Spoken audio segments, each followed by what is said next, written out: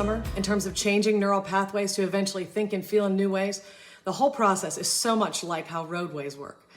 When neural pathways have been created by consistent exposure in an environment or intense emotional activation, they become inside your brain like superhighways because of how profound and pronounced they are.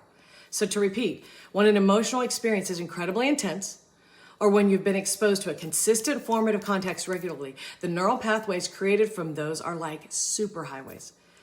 They're super strong and dominant in your brain. So when something is a superhighway, there's a ton of traffic flowing there. Those thoughts are deep beliefs. It's where most of the traffic flows. And when you're wanting to create a new neural pathway, it's like a little dirt road at first. It's not a superhighway or even well-trafficked road at first. So how would you go about shifting all that superhighway traffic to travel a new little road? Well, think about it. You'd set up flaggers and barricades signaling the superhighway is going to be blocked off. You'd have directional signs indicating what was coming, right? Orange cones and warnings that, hey, this route is changing. So in our analogy, the flaggers are like the ones announcing the new thing coming. Hey, we're not going to think this any longer. The barricades are like the truth. Here's what we're going to think instead. We're going here.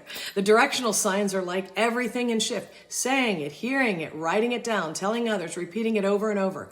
Like, change is coming, we're going to travel a new direction. As you imagine traffic moving from a superhighway to a new little roadway, you can imagine it's quite a massive push at first, and that lots of drivers would be like, no, I'm not going another way, and push past the barriers and blow by flaggers. So what do you need to do? Just put the barricades back up when they've been knocked down and keep forcing traffic off the old road.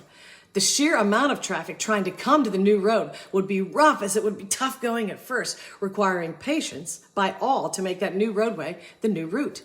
Just be resolute in forcing that traffic the new way. And as you patiently and persistently keep re-erecting barriers, replacing cones, and re-equipping flaggers, eventually the traffic will start to push through more regularly to that new route.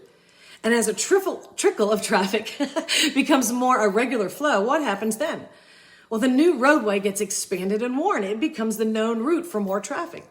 While the need for flaggers and directional signs is less, the barricades must remain firmly intact. But over time, as the route is less and less traveled, it will start to crumble a bit, perhaps even becoming overgrown in places.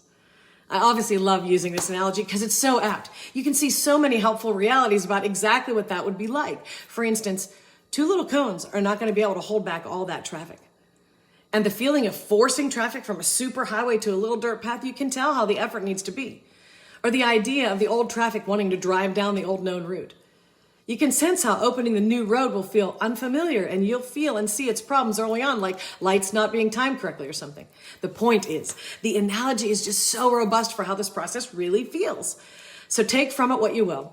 Get those flaggers in place. Set those barricades up. Keep forcing that traffic down that new route, and it will travel easily there eventually.